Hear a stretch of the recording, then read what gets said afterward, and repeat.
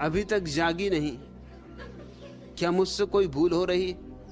मार्गदर्शन दे जगदीश। भैया कुंडलनी ने तुम्हारा कुछ बिगाड़ा? सोई है बेचारी को सोने दो, काहे पीछे पड़े हो? तुम्हें और कोई काम नहीं?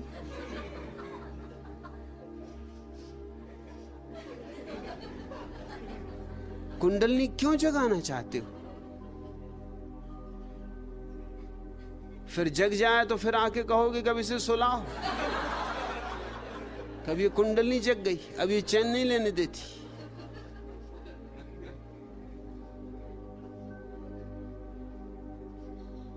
शब्द सुन लिए, और शब्द सुन लिए हैं तो शब्दों के साथ वासना जुड़ जाती। कुंडलनी जगाने की भी कोई जरूरत नहीं है। कुंडलनी जगाने का भी एक शास्त्र है, लेकिन उससे गुजरना आवश्यक नहीं। जीसस बिना उससे गुजरे पहुंच गए, बुद्ध उससे बिना गुजरे पहुंच गए, महावीर पहुंच गए। उस रास्ते से जाना आवश्यक नहीं, और उस रास्ते से जाना खतरनाक भी है।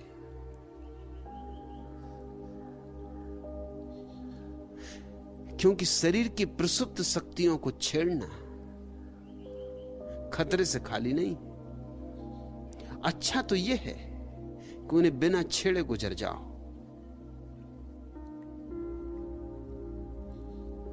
उन्हें छेड़ने का सबसे बड़ा खतरा तो यह है कि हो सकता है तुम फिर उन पर काबू ना पा सको,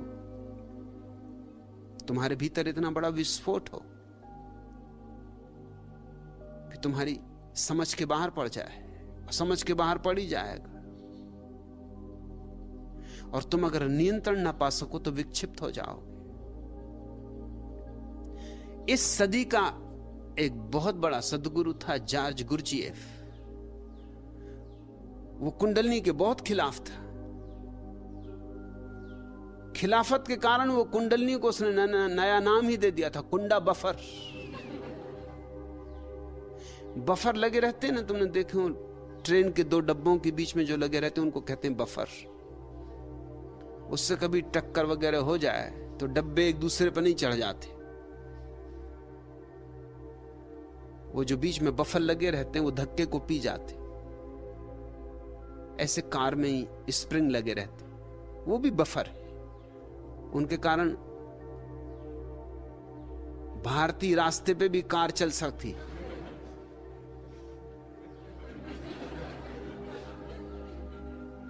नहीं तो पूना से बंबई ही नहीं पहुंच सकते, और दूर की तो बात छोड़ो।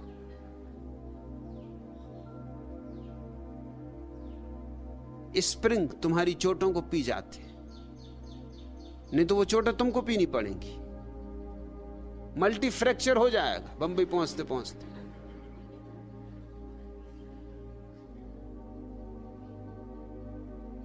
उतरोगे नीचे तो घर के लोग ही नहीं पहचान पाएंगे कि तुम ही हो।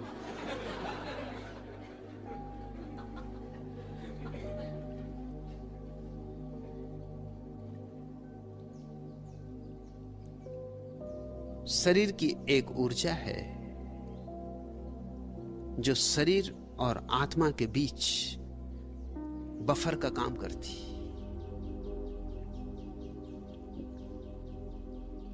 नहीं तो शरीर के भीतर आत्मा का रहना मुश्किल हो जाए, असंभव हो जाए। उस ऊर्जा की एक परत तुम्हारी आत्मा को घेरे हुए है। तुम्हारी आत्मा और शरीर के बीच में उस ऊर्जा की एक परत है, इसलिए शरीर को लगी चोटें आत्मा तक नहीं पहुंचती। इसलिए शरीर जवान हो, बूढ़ा हो, जिए मरे, कोई घटना आत्मा तक नहीं पहुंचती। गुरजेफ ने शब्द ठीक चुना था, कुंडा वफर।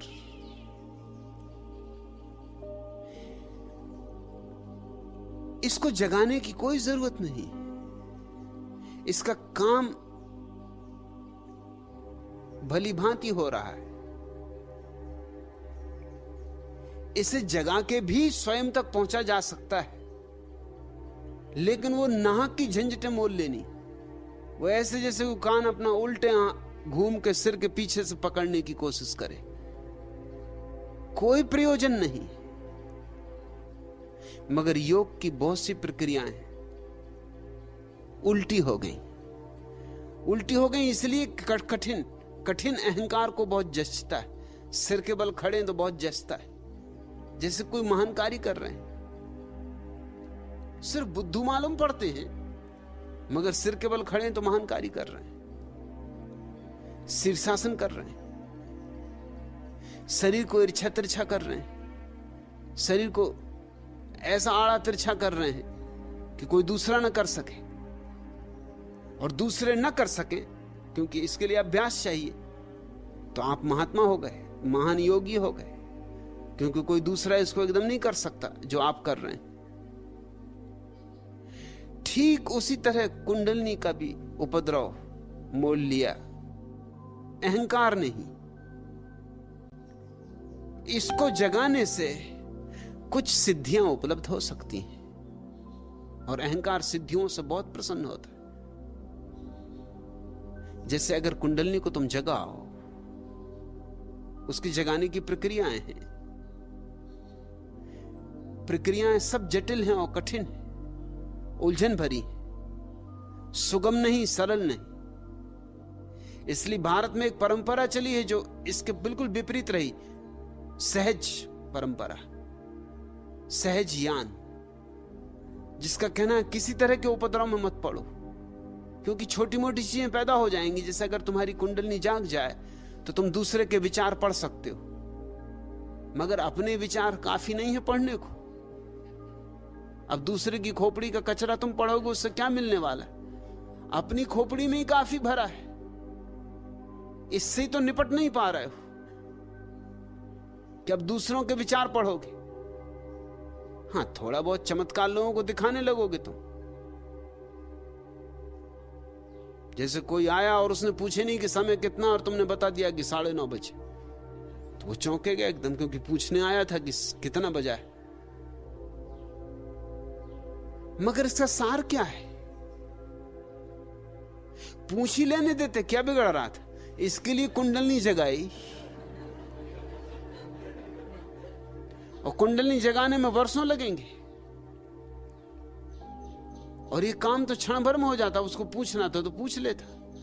रामकृष्ण के पास एक आदमी आया जिसकी कुंडलनी जग गई थी।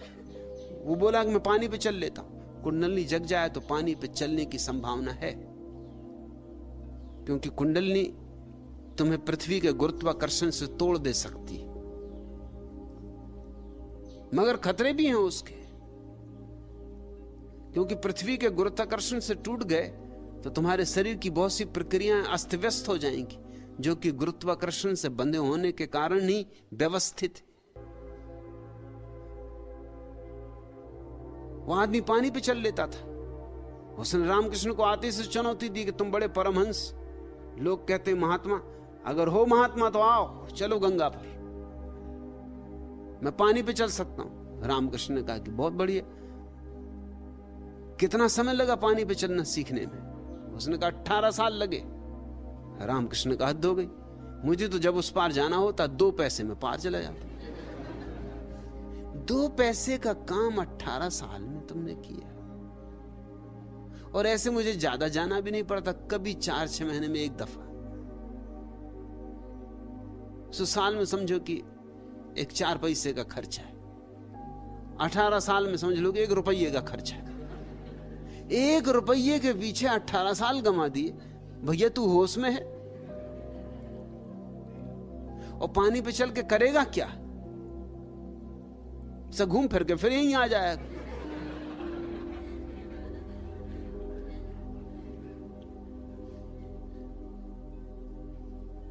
रामकृष्ण ठीक कह रहे हैं, मगर वो आदमी अकड़ से भरा हुआ था, वो अहंकार से भरा हुआ था।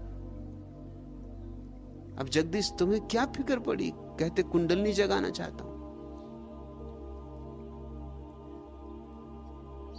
कुंडलनी तुम्हें सिद्धि देगी, ये तो सिर्फ एक संभावना है। ज्यादा संभावना तो यह है कि विक्षिप्तता देगी। इसलिए तुम अनेक साधु सन्यासियों को पागल होते देखोगे। और पागल हो जाने का कारण क्या होता है? उन्होंने जीवन का जो सहज क्रम है उसको तोड़ दिया। जो ऊर्जा किसी और काम के लिए बनी थी उसको उन्होंने मस्तिष्क पे चढ़ा लिया। कुंडलिनी जगने का अर्थ होता है कि जो ऊर्जा तुम्हारे काम केंद्र पर सोई हुई है उसे उठा के मस्तिष्क में चढ़ा लो। यह खतरनाक धंधा है, क्योंकि खोपड़ी में वैसे ही काफी उपद्रव मचा हुआ है, वहीं तो तुम्हारा पागल खाना है, और काम ऊर्जा को भी वहां ले जाओ तो तुम विक्षिप्त हो सकते हो। कुंडलिनी जगाने वाले अधिक लोग विक्षिप्तता में पहुंच जाते हैं। मस्तिष्क फटा पड़ता है क्योंकि ऊर्जा संभाले नहीं संभलती, और ऊर्जा इस हालत में ले आती कि फिर संगत असंगत कुछ भी नहीं सूझता। मुझे ऐसे कई लोगों को मिलाया गया है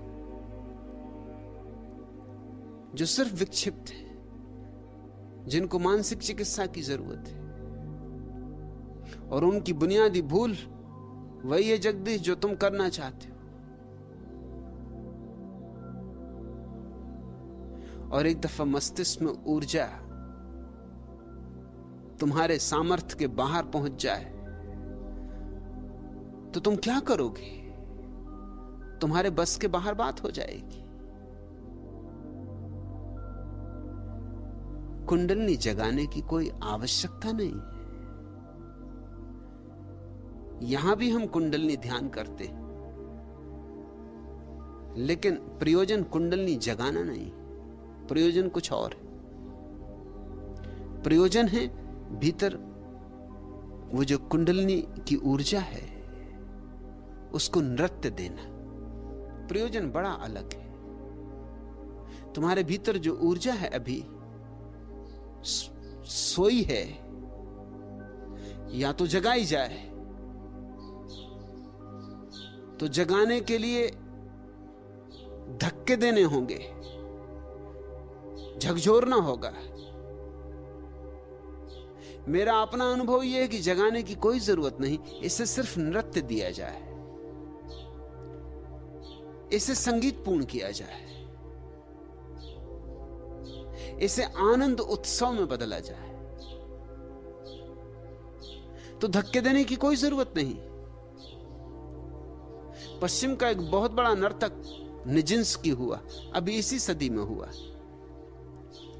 वो जब नाचता था तो कभी कभी ऐसी घटना घट जाती थी कि वो इतनी ऊंची छलांग लगाता था जो कि गुरुत्वाकर्षण के नियम के विपरीत है। वैज्ञानिक हैरान थे, ये हो नहीं सकता, इतनी ऊंची छलांग लगी नहीं सकती, लगनी चाहिए नहीं, क्योंकि गुरुत्वाकर्षण का नियम इतने दूर तक तुम्हें उठने नहीं देगा। और भी चमत्कार की बात थी वो ये कि जब वो इतनी ऊंची